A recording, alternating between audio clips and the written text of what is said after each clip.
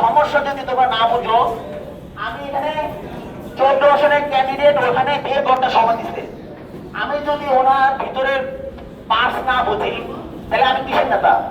আমি ওনাকে বুঝতেছি উনি আসতে চাচ্ছে কিন্তু উনি আসতে পারতেছে না। এটা যদি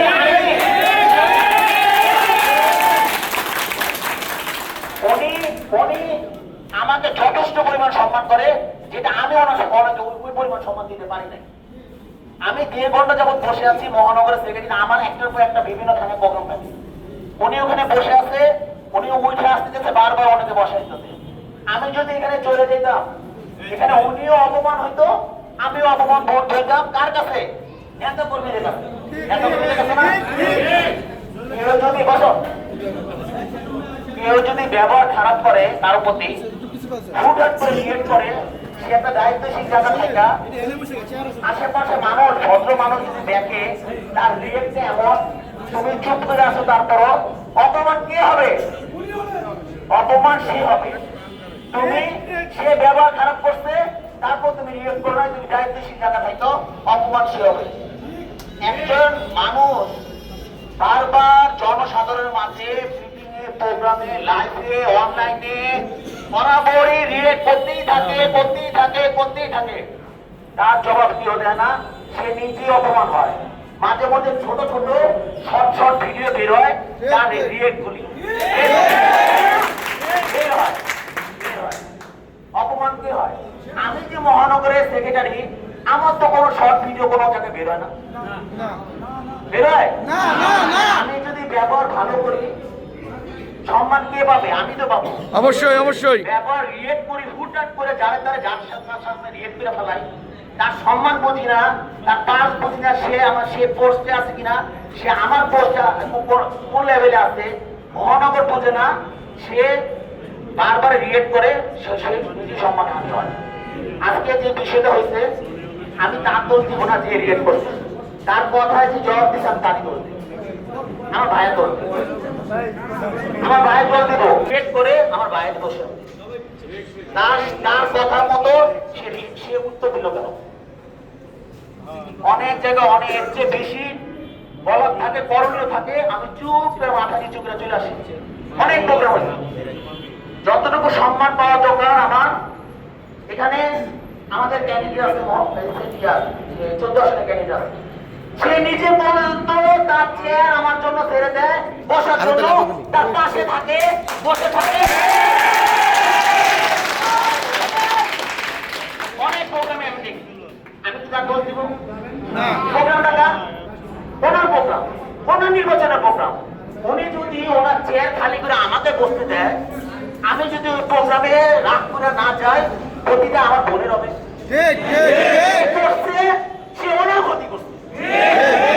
আমি যদি তার ক্ষতি ভিতরে রাখতে ওনার প্রোগ্রামে না যাই, রাগ করে বসে থাকি, ক্ষতিটা আমার বোনের হবে, ক্ষতি হবে। এই জিনিসগুলি কেউ করবো না।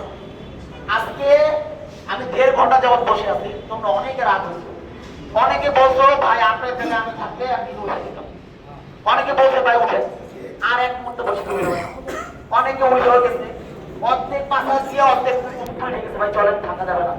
আমি তখন বলছি আর 1 ঘন্টা হইলেও আমি থাকবো। কেন?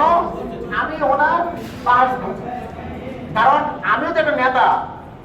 আমার কাছে আমি যদি আজকে ক্যান্ডিডেট হইতাম, আমাকে যদি অন্য থানা এরকমই আমাকে শুধুই বসে রাখতো, বিভিন্ন ধরনের টাকা ভাঙা করে পাশের রুমে, তো আমার জন্য অপেক্ষা অনেকে করে, এখনো তো করে না, অনেকে কিন্তু আমার জন্য অপেক্ষা করে, অনেকে কিন্তু চলে যায়, অনেকে কিন্তু বলে যে ভাই আপনার জন্য 1 ঘন্টা অপেক্ষা করে চলে গেছে, বলে না?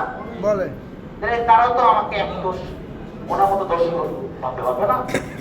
এই কাজগুলি কেউ করবো না। তোমরা যখন আরেকজনের দোষারোপ করবা, দোষ দিতে যাবা, তখন তোমার নিজের দিকে বিবেচনা করবা, তুমি এই জায়গাটা থাকলে তুমি কি করতা। যাই হোক, যাই হয়েছে অত্যন্ত খারাপ হয়েছে। আজকে ওনার অফিসে আমি আজকে আসতে যা হয়েছে ভালো হয় নাই। আমার কাছে আমার বিনীত অনুরোধ, যারা এই ধরনের ব্যবহার করে, তারা কিন্তু দলের শত্রু, আপনার নিজেরও ক্ষতিকর। আরো 10 জন যেন আপনার কাছে না আসতে পারে। আমি দায়িত্বশীল জায়গায় আসি বলা, আমি বিরাজ আপনি পারবেন। আমি নেতৃবৃন্দ পাস করছি কোনো গ্রুপ আসতে দেয় না।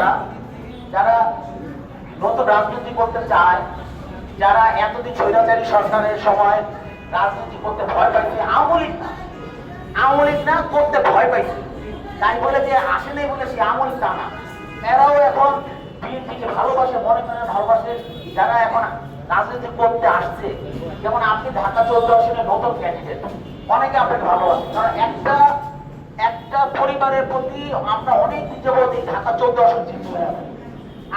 আপনাকে নতুনত্ব দেখাই, অনেকে আপনার ভিতরে নতুনত্ব খুঁজে পাওয়ার চেষ্টা করে, তারা আসার চেষ্টা করে। তাদের সামনে যদি এইভাবে রিয়েক্ট হয় তাহলে কিন্তু ক্ষতিগ্রস্ত আপনি হবেন। আপনি শুধু জাতীয়তাবাদী দল না, একটি মায়ের ডাকে সমন্বয়, মায়ের ডাক একটা আন্তর্জাতিক লেভেলে মানবাধিকার সংস্থা, যার কারণে আমার বোন নেদারল্যান্ড থেকে টিউলিপ পদক পেয়ে উনি এসেছে। এটা শুধু এটা নট অনলি মায়ের ডাক, এটা আমাদের বাংলাদেশেরও পাওনা। ওনার ব্যক্তি ইমেজও আছে। উনি যদি আজকে জাতীয়তাবাদী দলের একজন ক্যান্ডিডেট না হতেন, ব্যক্তিত্বটিকে সবাই চিনে, ব্যক্তিত্বটিকে সবাই চিনে না। মায়ের সমাধান আমরা যখন জেলে ছিলাম, একটা ব্যক্তিও অনেকে দেশের বাইরে ছিল, বাংলাদেশে এসেছে 9ই আগস্ট